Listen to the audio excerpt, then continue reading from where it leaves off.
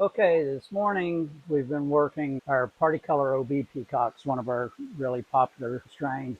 These all descend from a box of fish we got from a Florida fish farm in, what was it, 2003, 2005, 2003. And we grew them up, selected different colors, and there were some where the males had multiple colors. And so we call them Particolor. And let's take a look at the males I've chosen as breeders. This is a difficult strain because you're selecting simultaneously for multiple colors. And then also I keep changing my mind on what this fish should look like.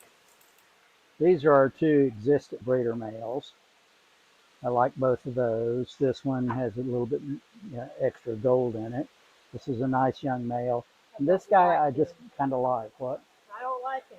You don't like that one? He throws all those goldfish that aren't Okay, pretty. Susie's complaining about him, but I'm going to put him in there anyway and see what he grows up to look like. He's a youngster. Okay, so these are going to be our breeder males.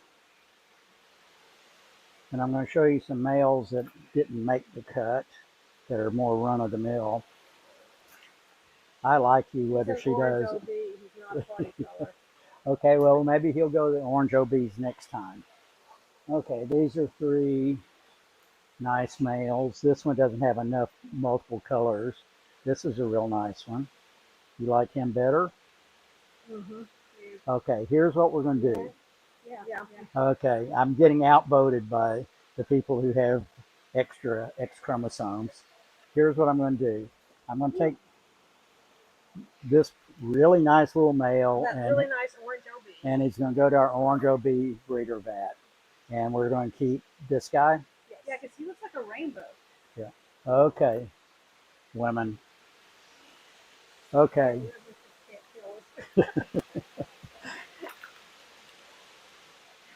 Okay, let me put these up, and then we're going to look at females and discuss what I look for in females. The water in this aquarium is a little bit cooler than the air temperature, so it's kind of hard to keep it clear.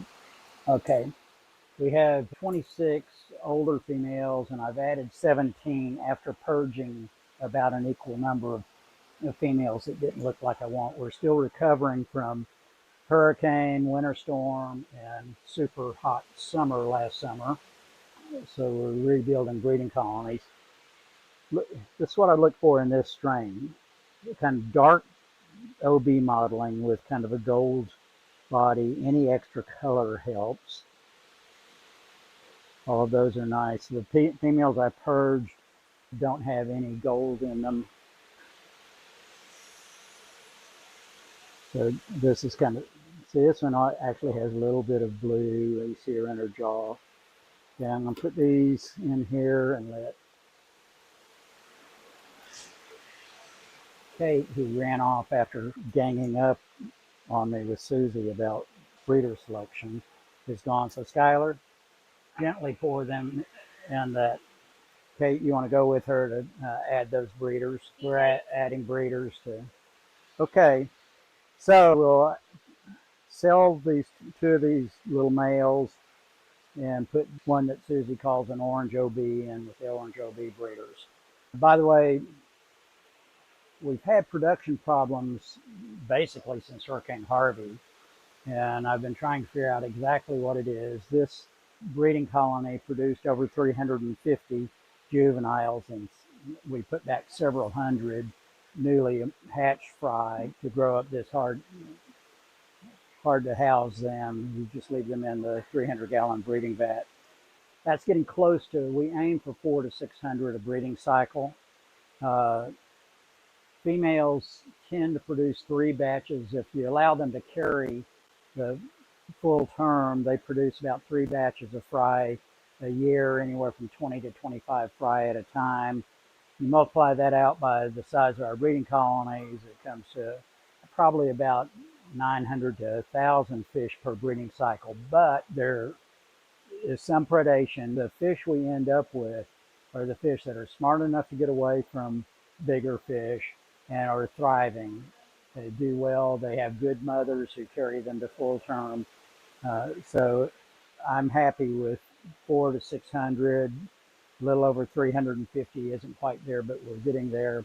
What I've found is I've looked at a number of variables. We changed policies about at the same time Harvey hit, mainly because of lack of labor, and we started leaving mulm in the vat. About 6 months ago, my theory being that males can't build a breeding nest if there's several inches of mulm in a vat. So we started clearing it out, and this one we cleared out pretty good last time, and they're doing well. We also started polyculturing with swordtails, and I thought maybe swordtails are eating the fry, but this vat had a lot of swordtails. So reducing the amount of mulm seems to be working. I was worried about having maybe too many females in a breeding colony, but that doesn't seem to be a factor. So I think we'll continue removing mulm. I need to find a market for that. Apparently there is. There's a company that sells a gallon of it for $300. I can't, because of the somewhat vulgar name, I can't give you the name of the company. So I'm thinking about offering a gallon for 150 bucks or something like that, fresh and delivered.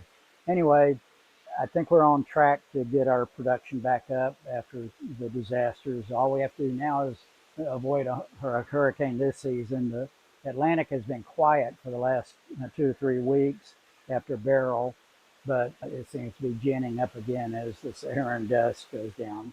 So we're watching the Atlantic and Gulf pretty closely. I think we're prepared as much as you can be prepared for a hurricane. Good fish keeping.